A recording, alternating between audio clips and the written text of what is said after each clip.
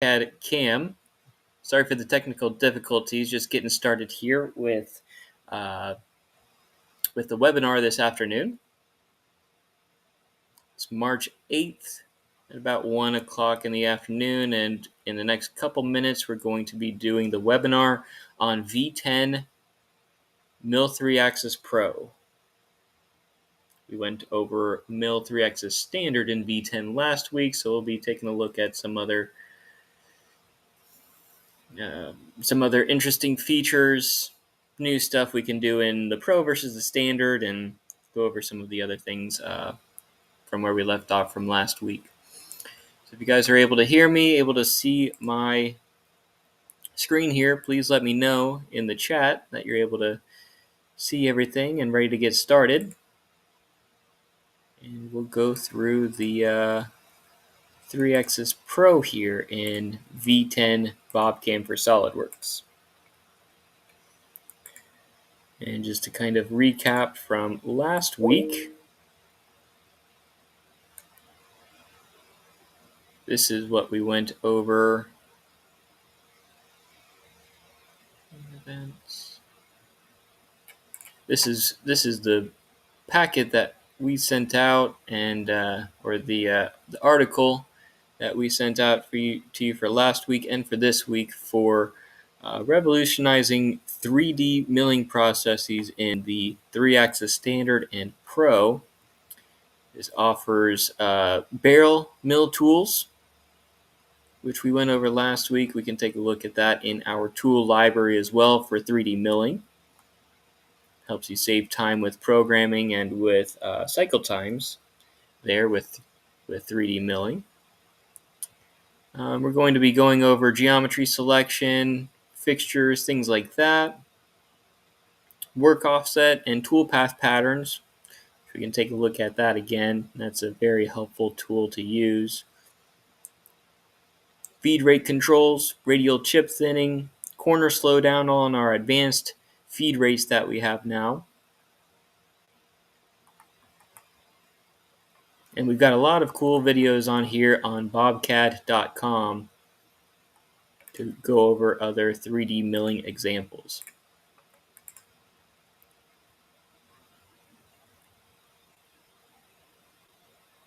So yeah, we'll get started here and go over the, let me just check my stream.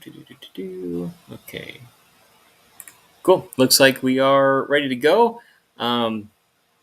Yeah, so here is V10 Mill 3-Axis Pro in Solidworks. My name is Eric. I'm with BobCAM. I'm the demo technician here, and I am normally doing the demonstrations of the software program for potential customers that are interested in looking at any of the new modules for BobCAD.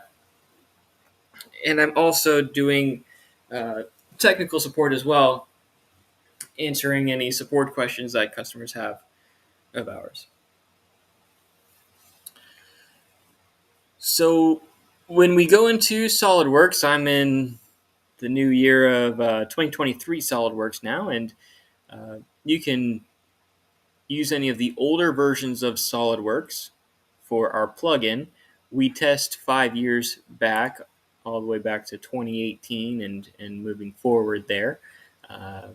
And moving forward for any new year in SolidWorks. We can work in SolidWorks part files like we have here, and we can also work in SolidWorks assembly files. So if you have the fixture and everything assigned within the assembly file, you can use that as well.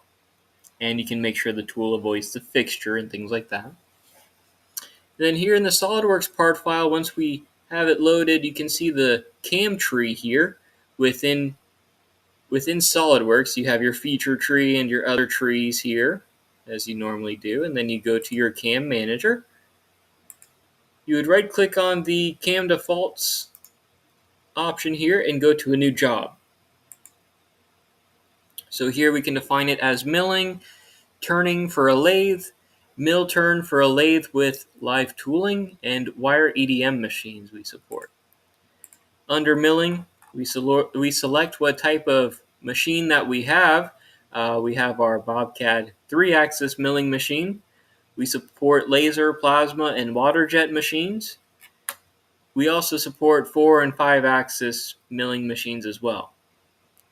So we'll select our BobCAD 3-axis mill. Click OK. We can define our workpiece here. Define the stock that we're starting with, whether it's rectangular, cylindrical, or any other shape. If we're cutting out of a sheet, we can select the certain size of the sheet, and you can see if there's like a remnant sheet, we can define that to mill out the areas from the remaining areas of the sheet. We can select a solid model or an existing solid model or STL model. So if we were working from a casting, for example, we can define the existing model and select that as our stock that we're starting with to avoid any air cutting and machining just the material that's remaining from the casting, for example. We could also revolve around we could revolve a piece of wireframe around to create the stock as well. So we'll select a rectangular stock type. It'll calculate the stock around my 3D model that I have here. I could also enter the parameters of the stock size as well. Then our last page is our machine setup. This is where we're defining our work offset at. So if I'm touching the tool at this bottom left corner of the stock, I would click on that corner, and that would be my new G54 work offset. So when we generate G-code, it will have XYZ0 within the G-code at this point, just like it would be set up at the machine. We can also select from an existing coordinate system in Solidworks for our work offset. And we can also define it just like as we're defining it from our coordinate system in Solidworks. So if I change the origin point, say if I'm flipping the part on its side 90 degrees, and I use this as my new work offset, I can change my X, Y, and Z direction. So now I've got X pointed out that way, which I want it reversed. I'll click reverse direction. And so now my X-axis is going the right way, my Y-axis is going the right way, and my Z-axis is going the correct way.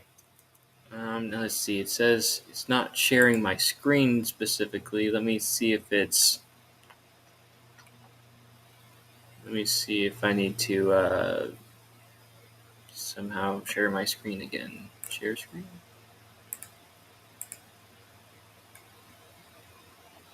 Oh, I think I clicked stop sharing. Let me try this here. Okay. And let me know in the chat. Screen isn't working. Okay. Let me know in the chat if it's working now or if it's not working. Should be good to go. I think I hit stop sharing instead of hide to hide that bar to let me know that it is sharing there. We'll go back to the beginning of the milling job here. So it's pretty straightforward, but we'll go through and take a look how to create the beginning of the milling job for 3-axis milling here.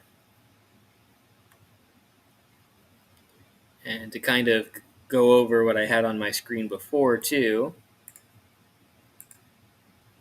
we had we have revolutionizing your 3D milling process with these time-saving features. We have barrel mill tools that we can look at for different types of tools in the tool library to save us time with calculating tool path and also cutting down on cycle times, setting up work offset patterns and tool path patterns, setting up our start location, setting up our geometry selection for the tool path,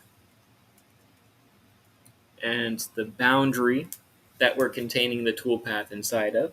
We can see how to set up all of those options for us to create the tool path exactly how we want it there.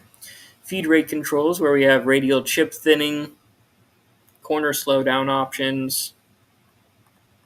And on this page on our website, bobcad.com, there are other videos on showing you how to program in our standalone and BobCAM for SolidWorks, and we also have BobCAM for Rhino now.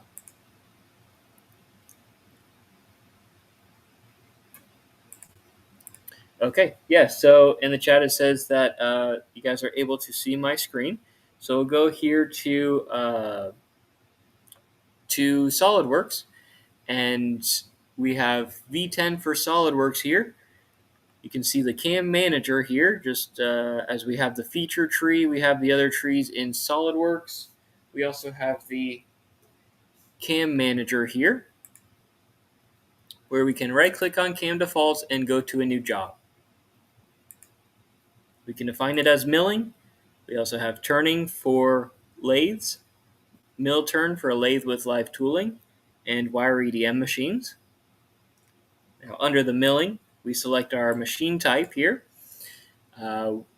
We have our 3-axis mill that we'd select. We also offer laser, plasma, and water jet cutting. We also offer milling for 4 and 5-axis milling machines as well. Today we're going over the 3-axis milling here, and then we'll click OK. We can define our workpiece that we're starting with. So if I select the solid model here and define the workpiece, define the stock that we're starting with, whether it's rectangular, cylindrical. I can extrude it from wireframe to define a remnant sheet if I'm cutting out of a sheet of material. I can select an existing solid model or STL model. I can also revolve wireframe around to create a revolved cylindrical part as well.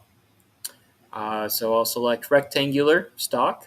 I can also enter the parameters here. The bounding box option will create stock around my 3D model that I have here. Or if I hit enter, I can type in the X dimension, Y dimension, and Z dimension of the stock that I have. Then my last page is my machine setup. This is where we left off here, where I can set up my G54 work offset.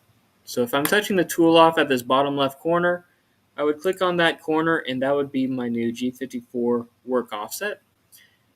And I can select this work offset from an existing coordinate system that I create in SolidWorks. I can also create a different coordinate system the very same way I would in SolidWorks here for my work offset machine setup here. So as an example, if I flip the part over 90 degrees and I want this as my new work offset, I would pick that as my origin point, and then I would pick my new x-axis direction. Just like in a coordinate system creation in SolidWorks, I'd select a line parallel to the x-axis or a point that's going in the same direction as the x-axis. And if I needed to flip the direction around, I can just click reverse x-axis, just like I do in the coordinate system of SolidWorks to flip the x-axis, flip the y-axis, or flip the z-axis. And then click OK.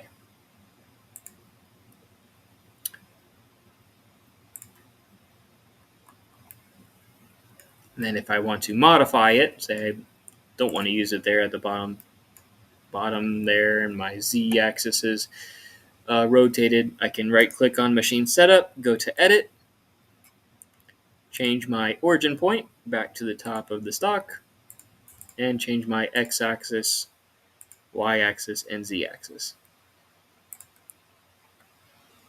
Then when I want to do any milling operations, I right-click on the Machine Setup again and go to my different milling operations. We have drilling and tapping, our counterbore operations.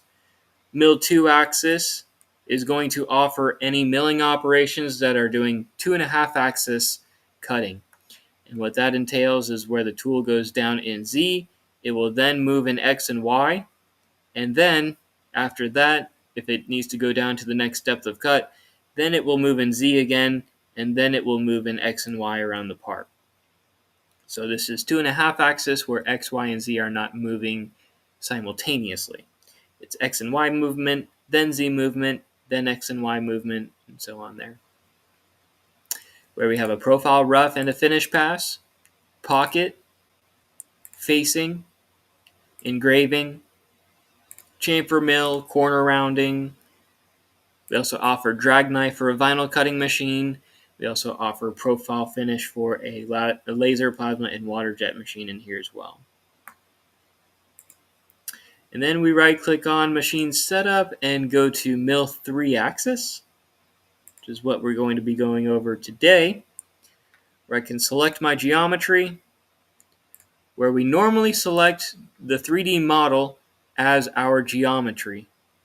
And that way, if we're doing multiple pockets in here for 3-axis roughing, and if there's a boss on top of the part that we need to avoid, we want to select the whole solid model so that the software detects that and does not have a collision into the boss on the 3D model. Or anything with the fixture, if there's a clamp that we can select to make sure the tool avoids that as well.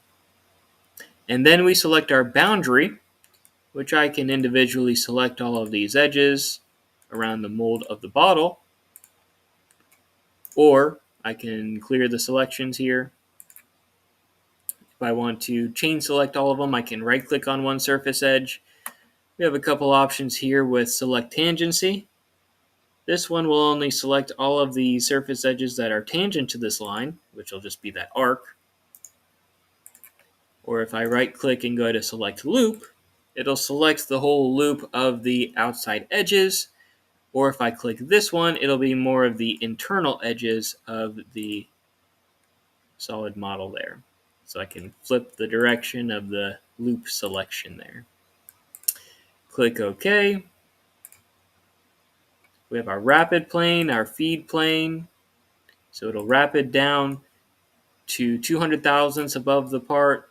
It will feed down into the material from 100 thousandths above the stock there. Top of feature is where we're starting the operation.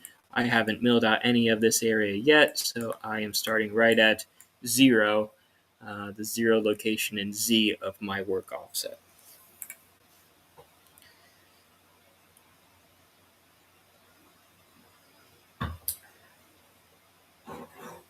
Then we have some different milling operations in 3-axis here. And we'll look at the different available operations in the standard and then the pro. We went over the standard last week, which is our Z-level rough and our Z-level finish, following along the curved surfaces here. Planar following along the curved surfaces, going back and forth. Again, this will be moving in X, Y, Z at the same time, simultaneously. Spiral around surfaces that I select. Radial, kind of going back and forth around that area there, from the center going outward. And then our 3-axis plunge rough, so it'll plunge the milling tool down into the material to rough it out. And this one is in 3-axis, so it'll only go down to the 3D surfaces that I select there. Then we go to our 3-axis Pro, where you can see there's some similarities here. You have your Z-level rough and your advanced rough. You can see different tool path, though, with the Z-level rough versus the advanced rough. We have high-speed machining options with the advanced rough versus the Z-level rough. So that'll be our first one that we'll be looking at today. You see our Z-level finish versus our advanced Z-level finish in the Pro, which has kind of a variable step over rate where it'll do smaller step overs in areas that it needs to get down to, and then other areas where it's going to give us the same kind of surface finish all the way across. Our planar in the standard versus the advanced planar in the Pro. Again, you can see the variable step over rate, smaller step overs in the corners here to clear out as much material as possible.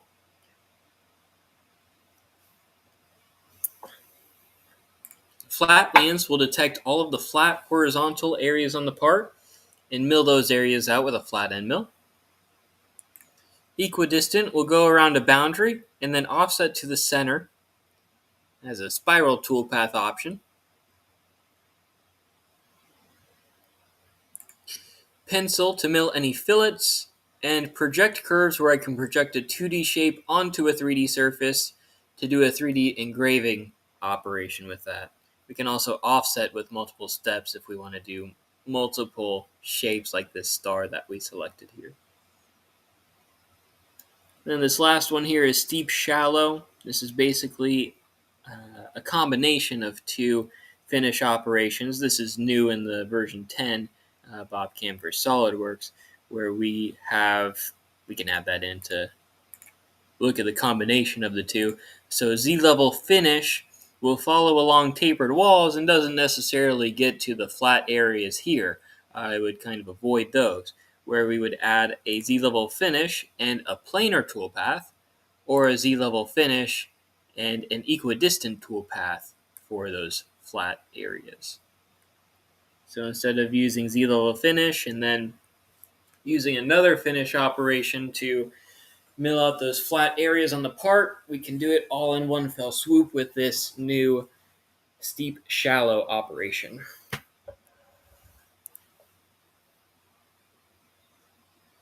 So we'll go back to the machining strategy page. I'll delete the steep shallow operation that I had in my current operations list. I have the advanced rough still, and then I want to add a planar operation, an advanced planar operation, under the available operations list. And I can add that operation into my current operations list. So now I'll be doing an advanced rough and an advanced planar in this feature, in this group of operations here. When I go to the next page, it will have the advanced rough and all the parameters, the pages to set up the different parameters for that operation. And then instead of steep shallow, it'll update to advanced planar and have all the pages to set up the parameters for that advanced planar finish operation. In this current operations list, if I have many operations in here, I can also sort them by selecting one, moving it up or moving it down in the list. And then, as you saw, I could also delete operations that I don't want, and then add them from the available operations with this arrow into the current operations list. Then I can go to my next page. We have our posting page where I can set up my work offset number. So number 1 is G54, 2 is G55, 3 is G56, 57, and so on. Or whatever work offset number you're setting with. If it's not G54, I know that someone had, I think it was like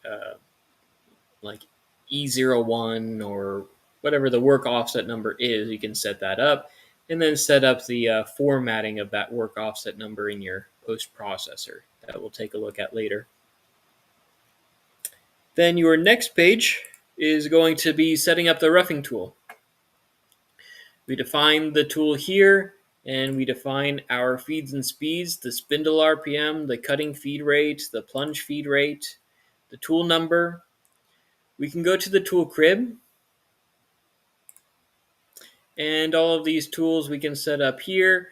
We have our different categories of milling tools: end mill rough, end mill finish, tapered tools, T-cutter, dove mill, lollipop tools. In the end mill rough, you can define the certain profile of the tool. So whether it's a flat end mill, a ball end mill like we have here, a bullnose end mill with a smaller radius than we have with a ball end mill, or any type of form cutter to cut out a certain shape from the profile of the tool, you can create the profile of the tool in a sketch in SolidWorks to assign the tool geometry for each tool as well. And then other than that, you can also see the barrel tools that we were discussing earlier. We have different categories of barrel tools: standard, advanced, tangent, and lens. And those different categories depend on, we look at the geometry here, depends on the shape of the barrel tool. So you can see this one is a little larger than the shaft of the tool. Setting the diameter is number 1 here, so the diameter of the tool. Number 2 is the flute length in yellow from top to bottom. 3 is the profile radius, which is the top profile. And then 4 is the corner radius of this barrel tool. Then there's different parameters for each different type of barrel tool. If we go to advanced, a little bit different there. Shaft diameter, 7 and 8 is distance, M axial, distance radial. So there's a lot of different parameters for each barrel tool. You get all those parameters from your tooling manufacturer to define all of the parameters of the shape of the barrel tool there.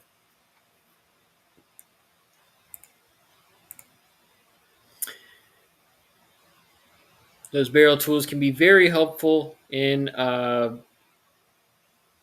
especially like finish operations, following along curved surfaces where the profile of the tool is the same shape as your tapered walls of a 3D model.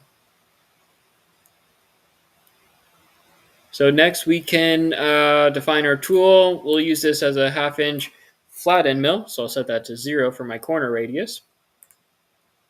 We can set up our spindle RPM, cutting feed rate, plunge feed rate. I'll check the box use system feeds and speeds. And what that will do is if I finish out of the operations there in the feature, you can see it here in the cam tree. I'll just quickly go to the material library that we have, kind of similar to SolidWorks material library, which can define the feeds and speeds depending on the material type.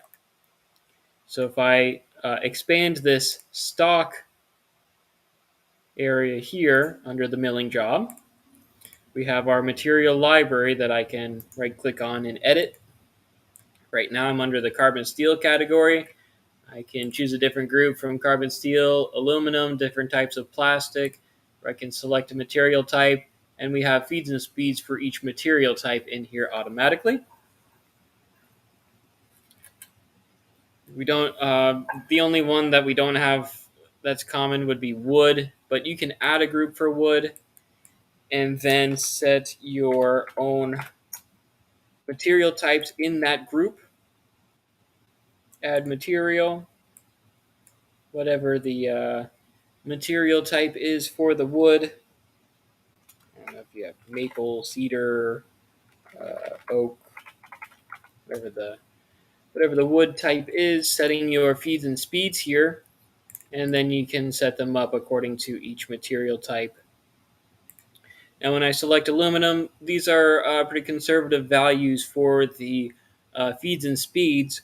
We do recommend that you contact your tooling manufacturer for these feeds and speeds to make sure that these are the right feeds and speeds for your specific tools that you're using.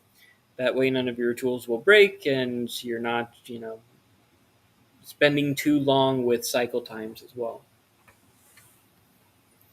Then our next page is our different cut patterns. So you saw on the mill 3-axis standard, our cut patterns include the parallel, which will either zig or zigzag inside of a pocket. We also have offset in, so it'll start from the outside and offset, stepping over each time, working to the inside of the pocket, or offset out, starting from the center and stepping over each time to the outside of the pocket. We also have our different cut patterns for high-speed machining in the 3-axis Pro and not in the 3-axis standard. So that's a big difference with the roughing here, where we have our morph spiral. The tool will start at the center, continually spiral its way out to the outside profile of the pocket. And adaptive roughing, where you can see again the tool will start at the center, continually spiral out. This one is our zigzag approach, so once it gets to the edges here, it'll go back and forth. And we also have the zig method, so if it's just one directional cutting, it'll spiral around to the outer edges of the pocket. And these yellow lines are rapid moves, so you can see this trichoidal milling is what they call it, where when we get to one edge, it will wrap it across to the next location. It'll lift up a little bit of an amount, whatever you want to set that to, wrap it across, and then come back down and do the next pass for one directional cutting with this adaptive roughing. You can take a look at that in the simulation here. Then we can set it to climb mill or conventional milling here. Here's our start location option. I can either pick a point where I want it to start at, or I can set an X, Y, and Z location in Solidworks to what that's going to be. So right now we just have the end locations of any surface edge. So if I'm starting at any of those locations, or if I create a point in SolidWorks, then I could create my own start point of where I want the roughing operation anywhere in here to start at. I'll uncheck that box because by default it will start at the center of the pocket here.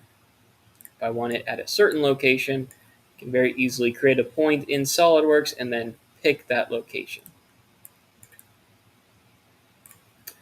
Our next page, we can set our depth of cut and step over amount, so it'll move over 100 thousandths for each step over. Then once it gets to the next depth of cut, it will go down 100 thousandths each time. We can set a machining tolerance level. We can set an allowance, so we're leaving 15 thousandths for the finish pass to clean up. And I believe we touched on this last week as well, where we have these depth options. You can set it to automatic, where it'll just go down to the surfaces of the 3D model, or we have user defined, where if we have already, say for example with this example part file, if this top radius has already been cut to size, we can start at a certain Z depth at this top of job level and pick exactly where we want to start the milling operation. And then we have this bottom of job level, where if at this Z level we want to end the operation because this bottom radius here has already been cut to size, I can click on this point here on the 3D model, and it will end the operation there with this bottom of job option.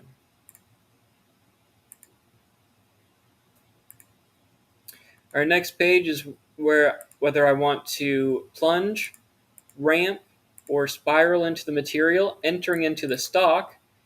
If this area here has an opening for an open pocket, say if this base area of the bottle mold was open as well, I would probably want to start the tool from the outside of the stock and work my way in with the side of the tool to limit any cutting with the bottom of the end mill. I would just uncheck this box center cutting tool, and that way the software knows that I'm not cutting with the center, the bottom of the tool, and cutting from the side of the tool. So it'll start from the outside of the stock and work its way in with a side roughing routine. But I don't have that as my geometry here, so I'll do a ramp option as my next best option with the spiral toolpath here, probably. Either linear or spiral there. Our next page, this is another option in the 3-axis Pro where we have rest roughing. If I had a previous roughing operation, I can tell the software the previous tool diameter and the corner radius of that tool. The software will calculate any areas the previous tool couldn't fit into and calculate only that area to finish up with.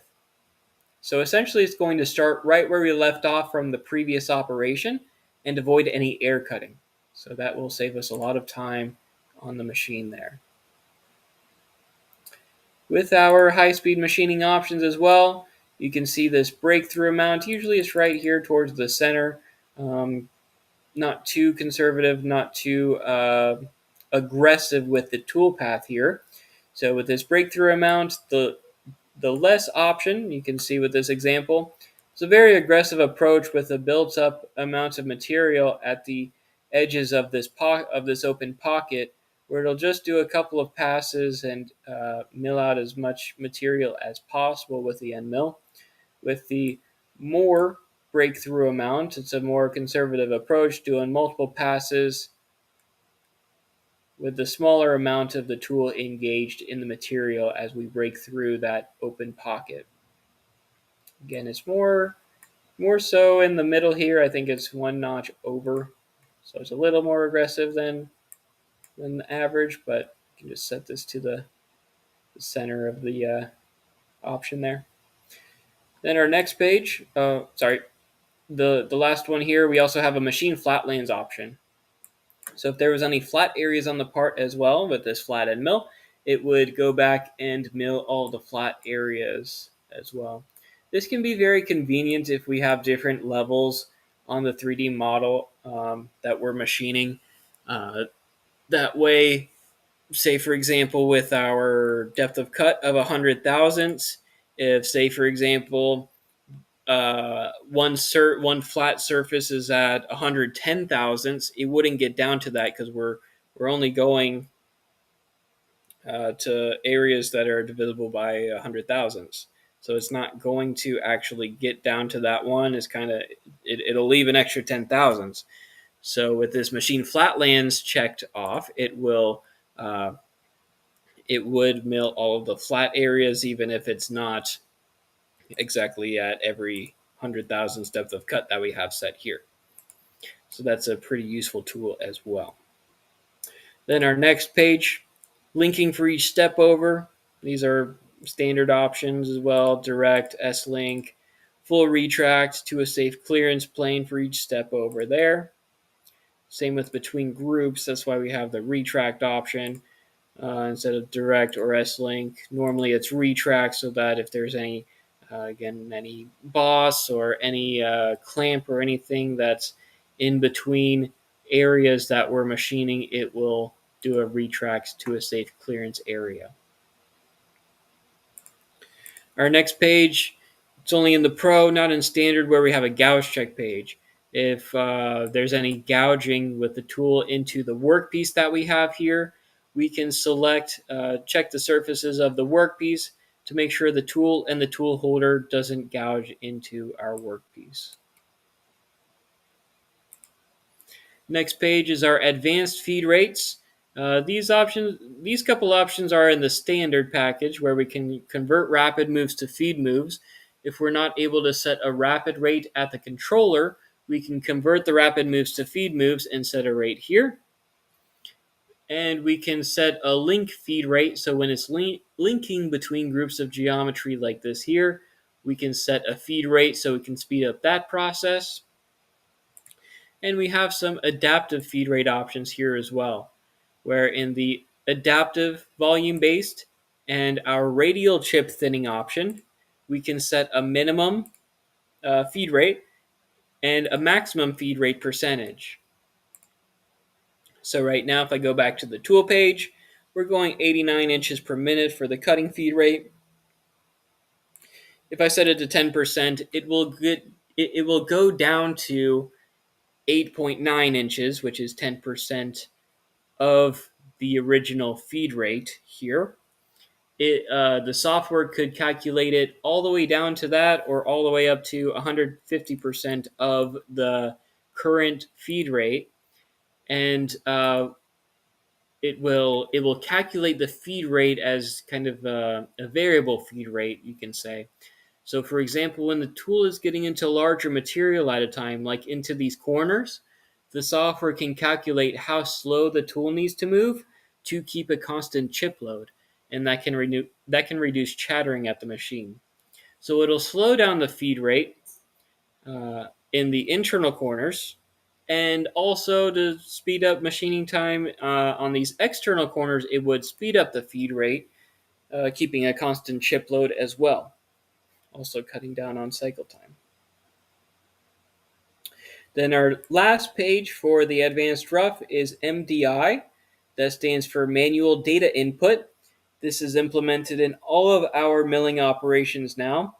It used to only be in mill turn for lathes with live tooling because there were a lot of various G&M codes that we could implement with this manual data input. If we wanted to output G&M codes for a tailstock, we could do that. Output for a different work offset in here. We could output for a part catcher or a part transfer in mill turn.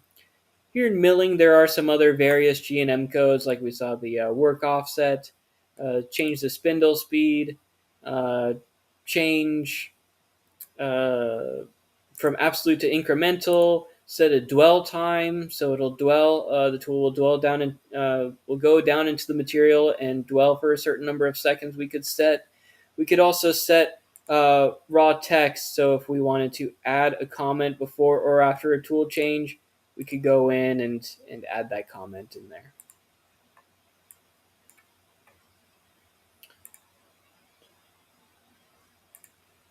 Okay, and then our next page, we have our tool parameters for the finish operation.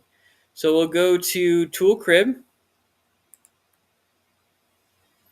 and go to different tools that we can set up here. I'll go to the end mill finish category for our finish operation. Go to add from tool library. These are different tools here in the finish category by default. And if I sort by tool diameter, it looks like the largest one here in the finish category by default is a 1/2 inch end mill going all the way down to 1/32 inch end mill. I can add or delete tools in here. I can save it and export it to another computer that has where we can import the tool library into V10 for SolidWorks on a different computer. Looks like I have a 1/4 inch ball end mill in here by default. So I'll select that one. Click OK. My next page is where I can set my different cut patterns. So if I want to zig, do one directional cutting and wrap it to the next pass, or zigzag, just going back and forth across the surfaces, that's what I'll select. We have a couple other cut patterns in here. In the advanced planer, we have up, so it'll start from the bottom location of the surfaces and work its way up to the top here, or start from the top and work its way down the material. Kind of an interesting cut pattern there as well. You can see the link, the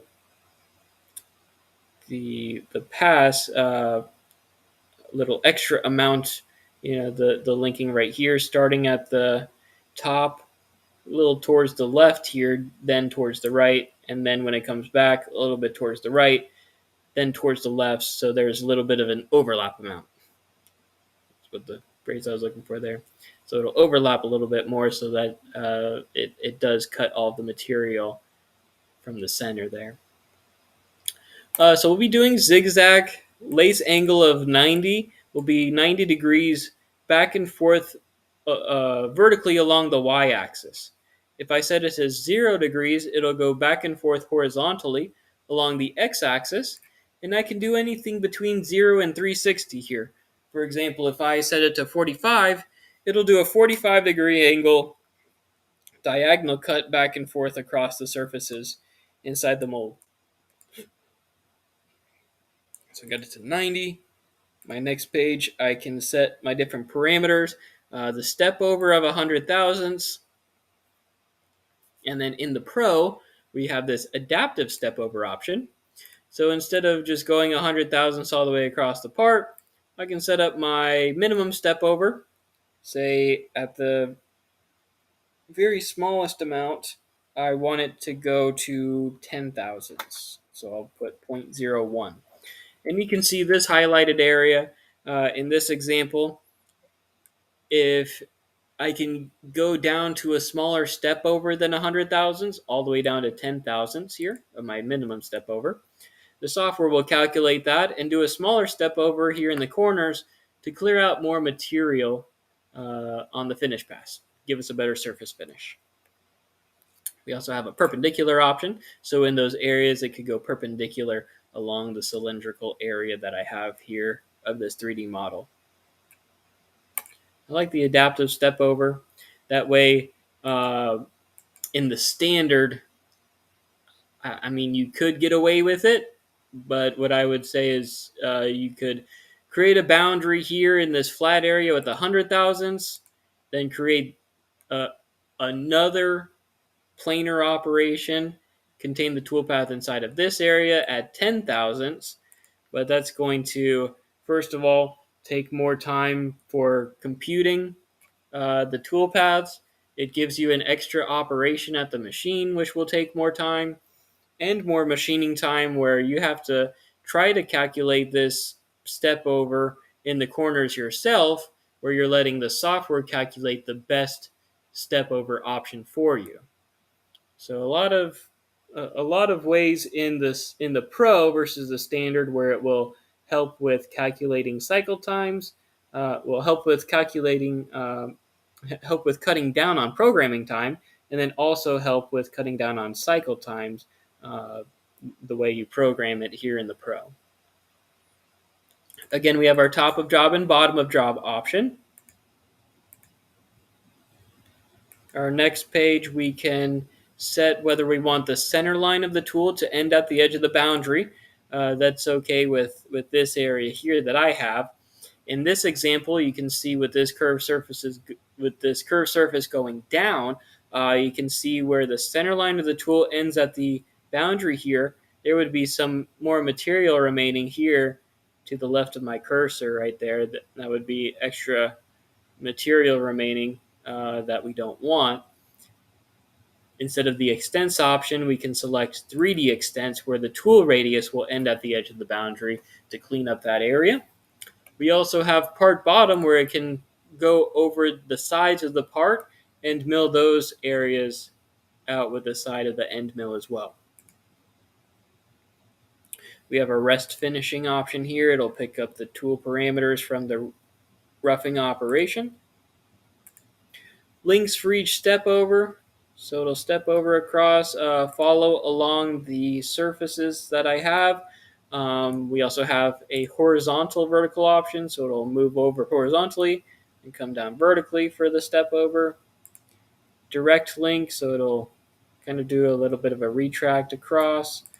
A blended spline, so it'll go off of the surface and then loop in, or full retract to the clearance plane.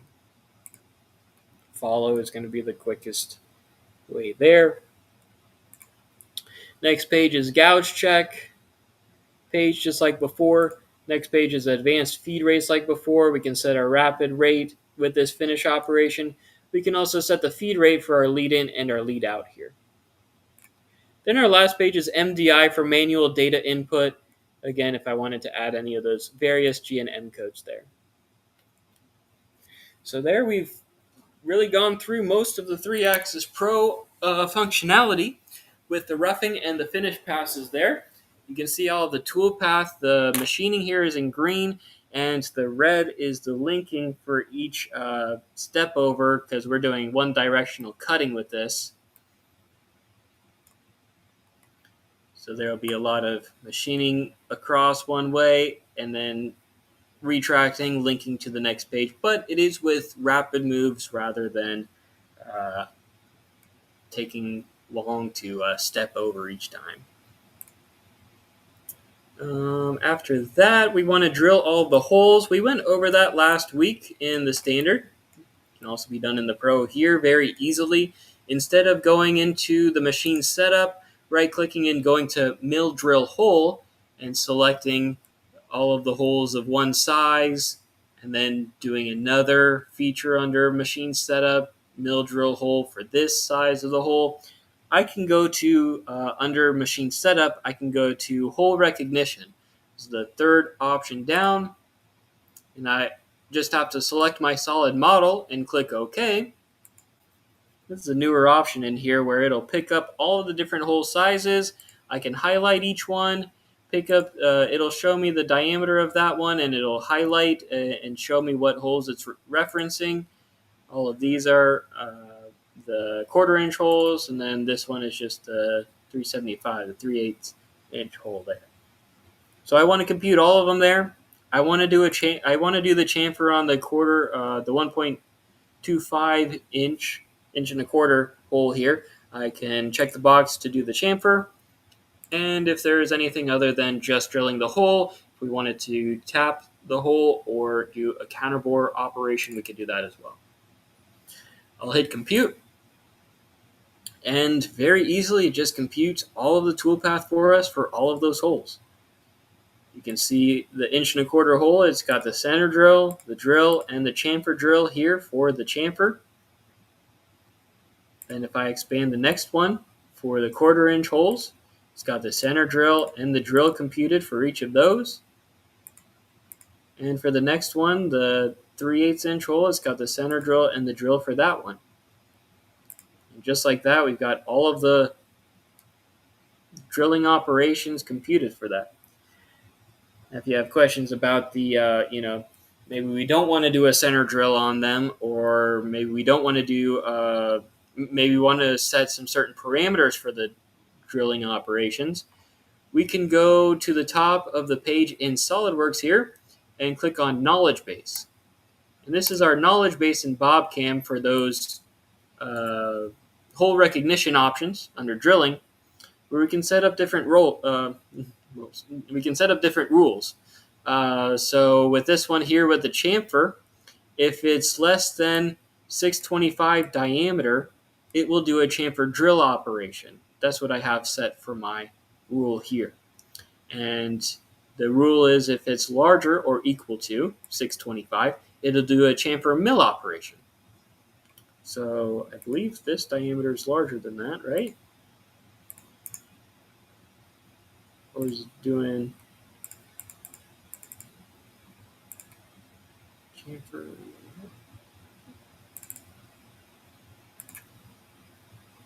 Yeah, so that's with that diameter size there. And in the knowledge base, I can set up the chamfer mill, chamfer drill. What else? I think I haven't updated this one yet. So right now it's just always doing chamfer drill right now. And then with this one, for the certain depth, for example, if it's less than a certain depth, it will do a single depth down into the stock. Or if it's a deeper hole, it will do a pecking operation. So then when I go in and select the drill, my next page, I can do a pecking operation, and then I can go in and these are the default settings that I could change for the peck depth there, or I could override the auto peck settings there as well. So essentially, we've got all of these operations set up on this part here. We'll take a look at the simulation.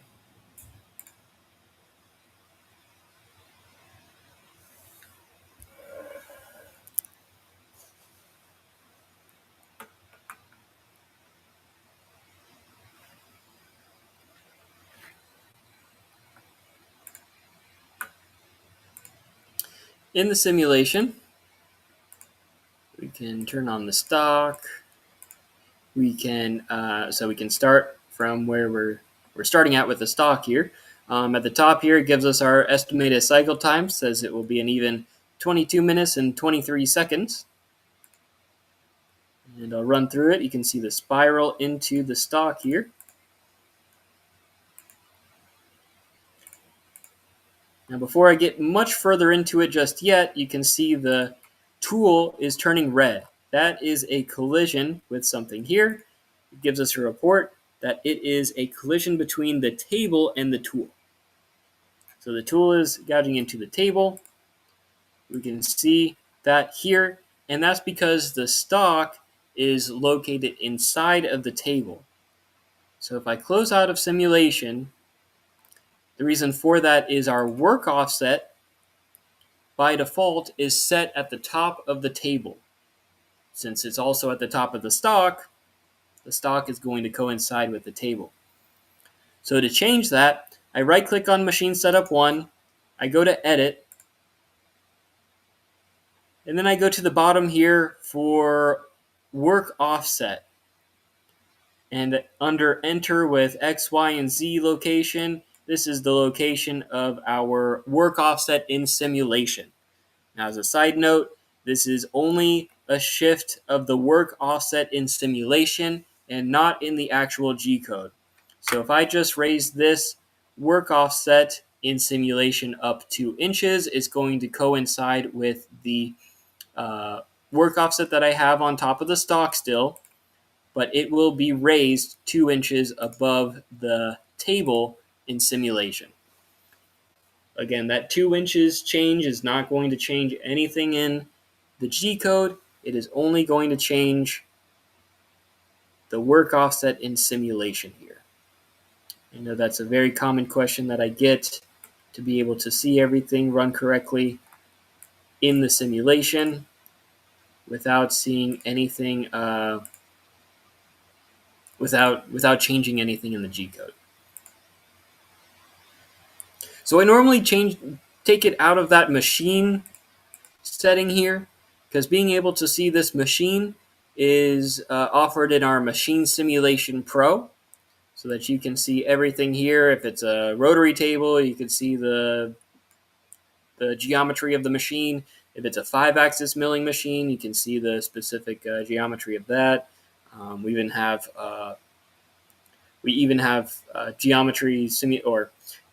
full simulation of mill turn machines in here, that you could see the full simulation for the geometry of the turret, of the spindle, the sub spindle, all those kinds of things there. So that's why I kind of take it out of here, because usually it's only the machine simulation standard, which doesn't show the machine. It normally just shows the workpiece, the stock, and the tool here. I normally only show the machine there just because of understanding why there was a collision before.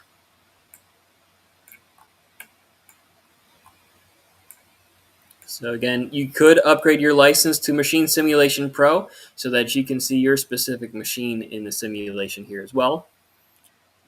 If there's anything that could be, causing a collision there with your machine, you could view it and make sure that there's not going to be any collisions. Now you see in here with the ball end mill, the finish tool, going back and forth with that finish pass, moving right along. What I also like to show once this is finished up, and then also the drilling operations, can't forget that. So what I like to show in here as well is under our analysis tab. Under our analysis tab here at the bottom, we can click on the drop down and go to deviation, and then I can hit refresh. It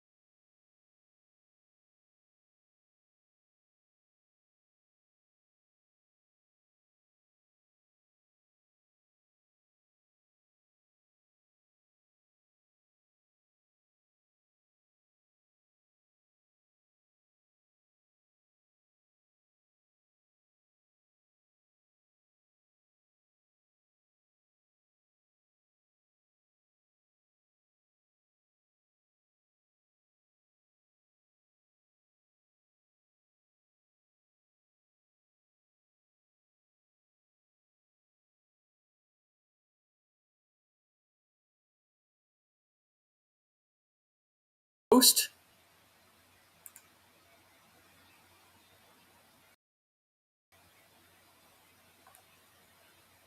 It'll generate the G code here in this posting window.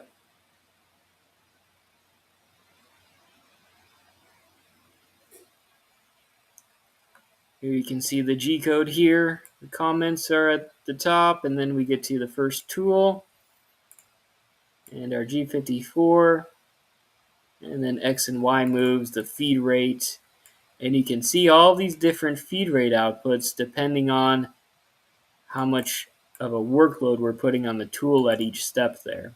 So again, it's going to keep a constant chip load so that it will reduce chattering at the machine with that advanced feed rate option in the 3-axis Pro.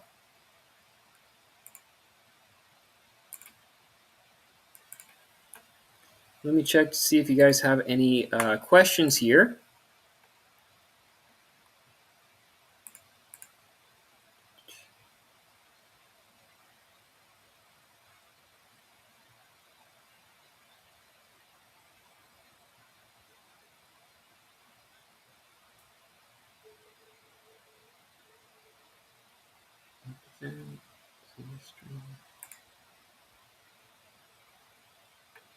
Yeah, let me know if you guys have any questions. I can export the chat here so I don't have to go back and forth.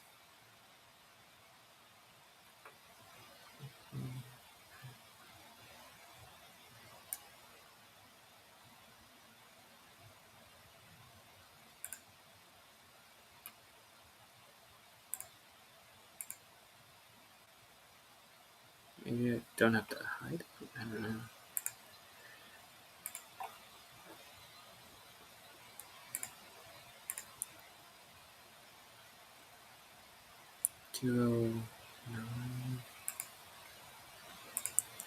Yeah, so with this one, we saw the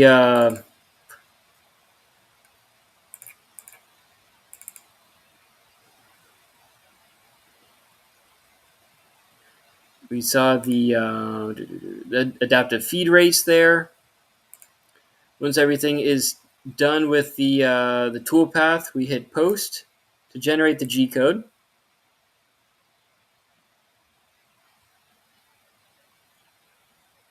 And with the advanced feed rates, it will output a feed rate line on each line of G code so that it will keep a constant chip load throughout so that it will reduce chattering.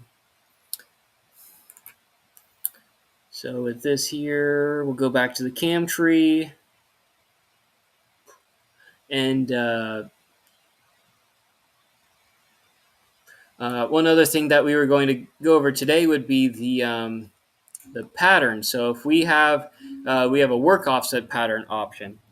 So if we have this work offset here at G54, we want to do a couple other work offsets outward on the table. We have a couple other vices, for example. I would right-click on Machine Setup 1, go to Work Offset Pattern, go to Array, and I can create an array of the milling operations that I have here. So if I want to go out, say, 12 inches and make 2 copies, I would set that up here, distance, copies, and generate copies. I check the box for machine setup number 2, check the box for machine setup number 3, and so that way when we go into our simulation, it'll show everything here. Now when it comes to the G code, it's just going to output all the milling operations for G54, then it will output all the operations for G55, and then output all the operations for G56. It's not going to translate the toolpath outward 12 inches. So it doesn't have to be exactly 12 inches for the other 2 work offsets. You could move them anywhere you want, but you will want your G54 at the bottom left corner of this first piece of stock. Then your G55 you'll want here at the bottom left corner of the second piece of stock, wherever that is on your table. And then for your third piece of stock, you would want your G56 location to be at the bottom left corner of your stock on the third piece of stock there. Let's see how I sorted this. It is sorted based on, it's sorted based on tool. So it'll do G54, run the roughing operation. It'll output G55, then run that same roughing operation, then output G56, and run that same roughing operation. Then it will change the tool, and then do the finish operation for each of the three parts.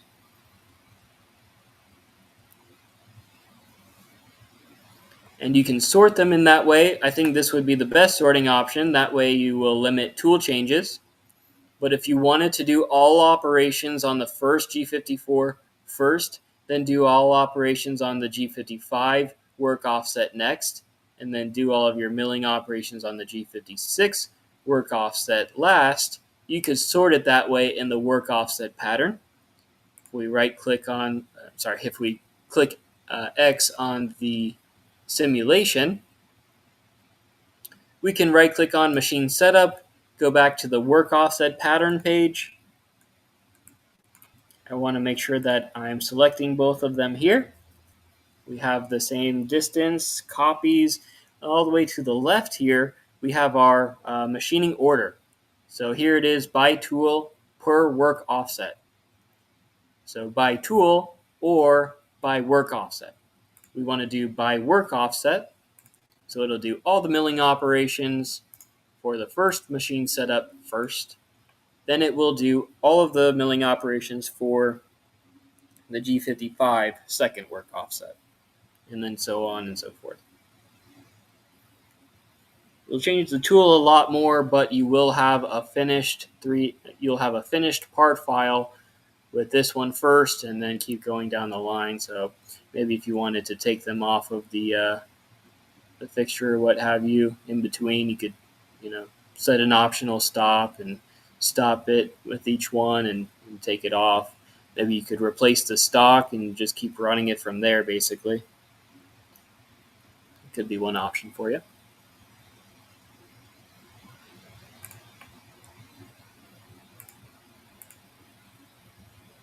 So here it'll have the roughing operation, and then it will have the finish pass on this first part file.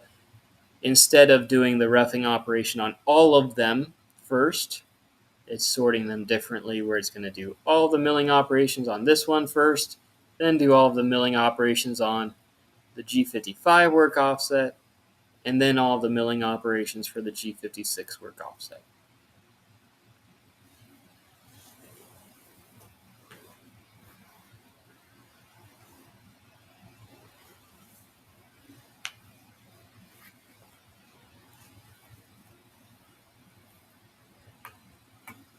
Now there's a difference between the work offset pattern that we saw here, and then we also have the toolpath pattern option. So instead of doing this one, I'm going to turn off the work offset pattern.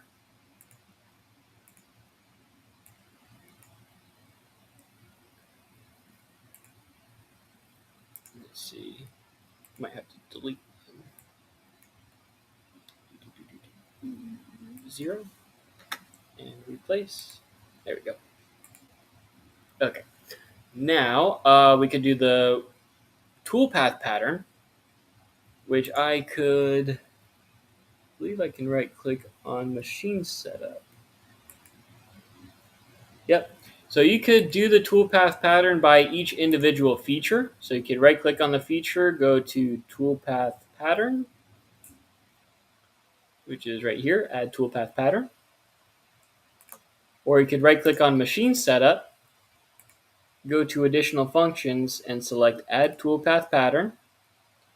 You can translate the toolpath outward to create an array of the toolpath. We'll make 2 additional copies and then translate it 12 inches in the X direction there. So you have all the toolpath now that could be shown. And that way it's only going to have the G54. It won't have G55 and G56, but you do have to be conscious that the stock has to be exactly 12 inches out from here and exactly 12 inches out from the second one. That's a very difficult thing to do. So that's why the work offset pattern is usually your best bet when you want to do multiple work offsets. You can just set your G55 location. It doesn't have to be exactly 12 inches, so that way it's not exactly 12 inches in the G code. It's just referenced from your G55 location.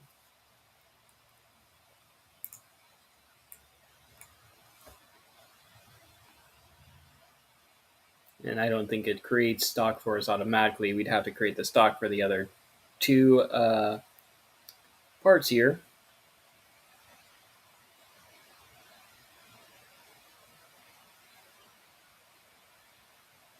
But that's how we would go about programming the toolpath pattern with only one G54 work offset location versus the work offset pattern, which would output G54 with all the operations, then G55 with all the operations, then G56 with all the operations for this same part file.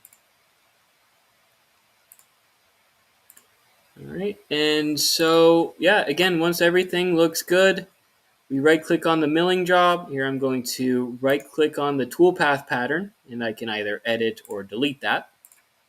We just got the one milling job here. Right click on milling job, go to post, generate the G code,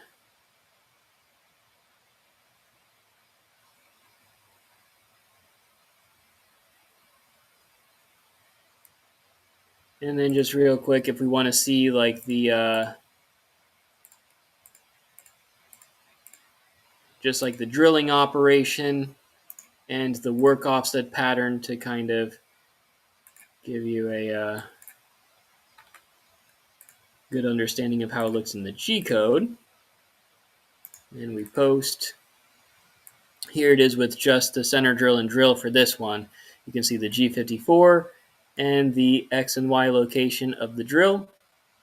G54 of the center drill, G54, and then X and Y location of the drill.